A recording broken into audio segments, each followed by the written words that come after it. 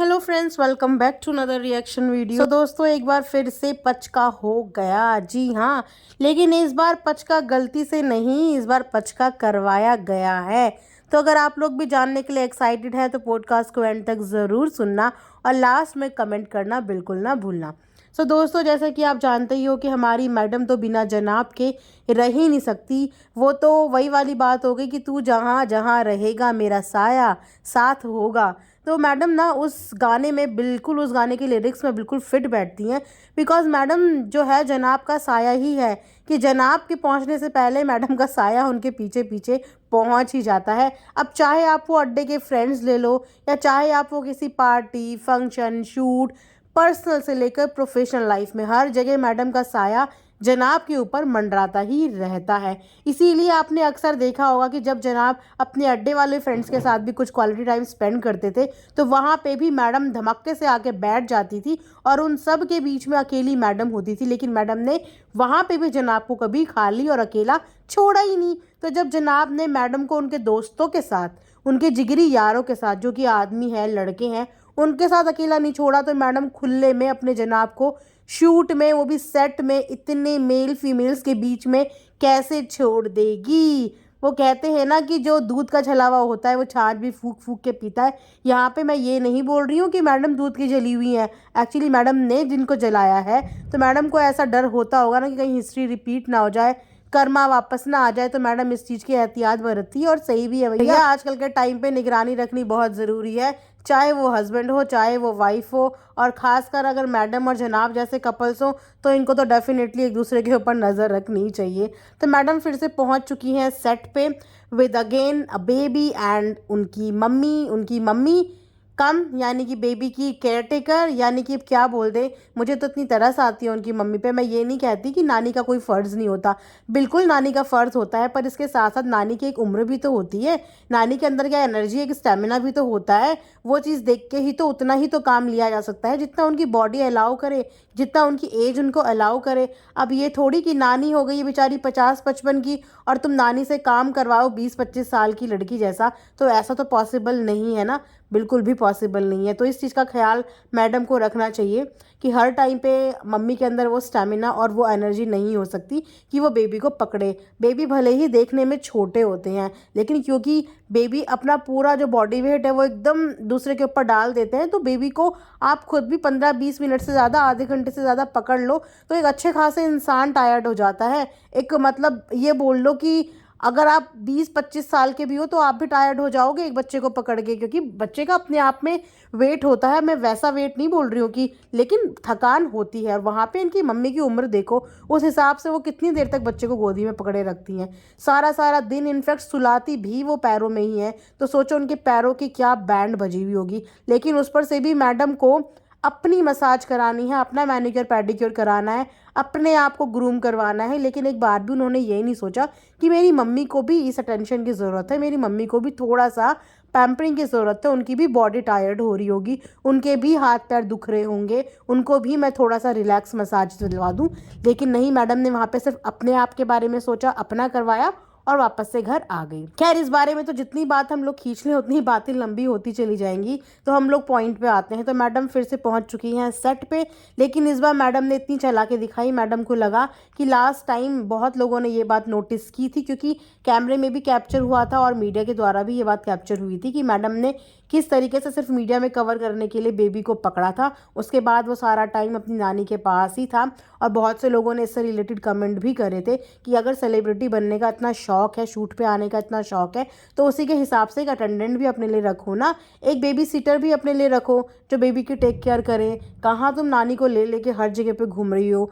तो उस चीज़ से बचते हुए इस बार मैडम ने अपनी मम्मी को जो है वो मीडिया के आगे कवर नहीं होने दिया। हालांकि उनकी मदर भी गाड़ी के अंदर थी, गाड़ी का दरवाज़ा खुला, लेकिन ना तो मदर दिखी और ना ही दिखी कि वो कहाँ से कहाँ गई। सिर्फ मैडम ही गाड़ी से उतरती हुई दिखी। और हमेशा की तरह मैडम के कपड़ों पे तो अब कमेंट करना ही छोड़ दो, बिकॉज अब मान ही जाओ कि मैडम मैडम से फैज़ा मैडम बन चुकी हैं, तो अब उसी तरीके का उन्होंने लिबास अपना लिया है, तो छोड़ दो उनको उनके हाल पे। तो मैडम ने फिर से अपनी खूब सारी फ़ोटो वोटो क्लिक कराई और पहुंच गई वैनिटी में एज ऑल। लेकिन इस बात की हैरानी होती है कि इतना साल इंडस्ट्री का एक्सपीरियंस होने के बावजूद मैडम के अंदर एक प्रोफेशनलिज्म नहीं आ पाया। मैडम को अभी तक वर्क स्पेस और पर्सनल स्पेस में डिफरेंस ही नहीं पता। जो मैडम पूरा पूरा परिवार पूरा अपना बेडरूम लेके पहुंच जाती हैं वैनिटी के अंदर और वहाँ भी मैस क्रिएट कर देती हैं। आप हमेशा देखना ये जहाँ जहाँ होती हैं उस जगह को इतना मैसी बना देती हैं और अच्छी से अच्छी ऑर्गेनाइज चीज़ को भी ना ये पता नहीं कैसे मैसी कर देती हैं। तो मैडम ने वैनिटी को भी अपना आधा घर ही बनाया हुआ है। सारा कुछ वहाँ पे पड़ा रहता है, बिखरी हुई चीज़ें, बिखरा हुआ सामान और बिखरी हुई मैडम। ऐसे इस बार मम्मी इनकी दिखी हो चाहे ना दिखी हो, पर इस बार अड्डे के फ्रेंड अंकित ज़रूर वहाँ पे दिखे हैं। मतलब कि ये 100 बात की एक बात कि अंकित को भी फाइनली पास मिल गया आने का शो के अंदर शूट देखने का। और इस बात का जिक्र अंकित ने अपनी इंस्टाग्राम स्टोरी पे भी किया था कि उनको पास मिल गया है। सो वाह, देख लो, अड्डे के दोस्तों को पास मिल रहा है। अड्डे के दोस्त यार स्टेज तक पहुंच जा रहे हैं, परफॉर्मेंस कर रहे हैं, भोजपुरी डांस कर रहे हैं। लेकिन घर के सदस्य यानी कि हम बेचारे फ़नी की बात करें तो ना तो फ़नी को बेचारे को अभी तक पास मिला है। स्टेज तक पहुंचना तो शायद फ़नी का एक सपना ही होगा, एक अधूरा सपना जो कभी पता नहीं पूरा होगा भी या नहीं। डब्बा भी स्टेज तक नहीं पहुंच पाई, फ़नी भी स्टेज तक नहीं पहुंच पाए, लेकिन जनाब ने अपने साथ जुड़े हुए लोगों को स्टेज तक पहुंचा भी दिया और स्टेज तक नचा भी दिया। तो यहाँ से नज़र आ रहा है कि जनाब के लिए प्रायोरिटीज़ क्या हैं और जनाब किन को आगे तक नहीं ले जाना चाहते। बिकॉज व्लॉगिंग में तो अच्छा खासा सिक्का चलता ही है डब्बा का, पर अगर डब्बा नेशनल टेलीविज़न पे स्टेज पे भी पहुंच गई तो डब्बा को और ज़्यादा अच्छी पॉपुलैरिटी मिल जाएगी। तो शायद इसी से जनाब बच रहे हैं या इसी से जनाब को लग रहा है कि यार ये शो तो कुछ दिन का ही है, उसके बाद तो वही व्लॉगिंग ही करनी है, उसी से खर्चा पानी चलेगा। और अगर वहाँ पे डब्बा को इंट्रोड्यूस करा दिया इतने बड़े प्लेटफॉर्म पे तो मेरे को जो व्लॉगिंग से भी कुछ कुछ मिलता है वो भी मेरी आमदनी अठन्नी और खर्चा रुपया हो जाएगा। तो जनाब ने इस बार फिर से बाकी सबको पास दिलवा दिए। ऑलमोस्ट अड्डे के तो सारे लोग वहाँ पे आ रहे हैं जा रहे हैं, बट अभी तक फ़नी को कोई भी पास नहीं मिला। इनफैक्ट ये बात का कुछ श्योरिटी भी नहीं है कि जनाब वहाँ पे कब तक टिकेंगे कब तक नहीं टिकेंगे। लेकिन जनाब ने फैमिली के मेम्बर्स को शो नहीं दिखाया, बट बाकी के लोगों को अपना शो और अपना शूट सब कुछ दिखा रहे हैं। तो ये तो देखो श्योर है कि फैमिली के बीच में इनके भी कुछ ना कुछ तो खटपट चल रही है। अनऑर्गेनाइज सी चीज़ें हैं जो नज़र भी आ रही हैं और समझ भी आ रही हैं। और फ़नी से जो इनका डिस्टेंस बन चुका है वो भी आराम से देखने को मिलता है। भले ही ये लोग कैमरे के आगे कितना भी प्रिटेंड करने की कोशिश करें, कितना भी अच्छा साफ़ सुथरा नाइस रिलेशन दिखाने की कोशिश करें, बट बिहाइंड द कैमरा ऐसा कुछ भी नहीं है।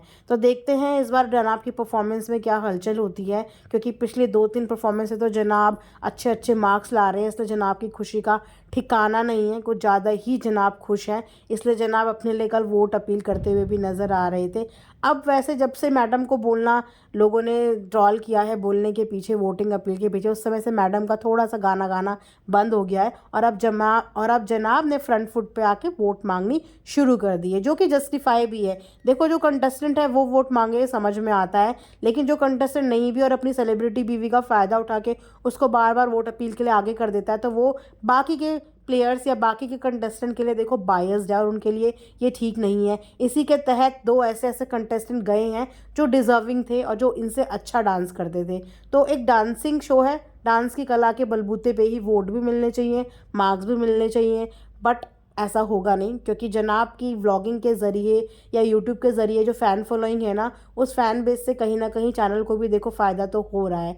और इसीलिए जनाब आए दिन कोलैबोरेशन भी करते हैं चैनल के साथ, उनका वीडियोस और लिंक भी पोस्ट करते हैं। तो जहाँ पे फ़ायदा होता है वहीं पे चीज़ें होती हैं। बट देखते हैं, मुझे तो पता नहीं, बार बार ऐसी ही इंट्यूशन आ रही है कि इस बार ट्रॉफ़ी मैडम के पास ही आने वाली है। मैडम का अधूरा जो कभी सपना था ही नहीं वो सपना पूरा हो सकता है, चांसेस हैं।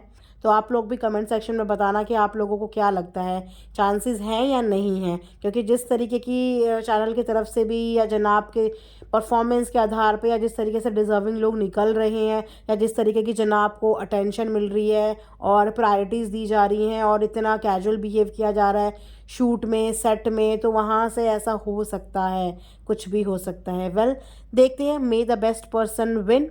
हम इसी दुआ के साथ इस रिएक्शन को यहीं पे एंड करते हैं। मिलते हैं नेक्स्ट वीडियो में, तब तक अपना ध्यान रखिए। Thanks for watching earth mom Dehradun.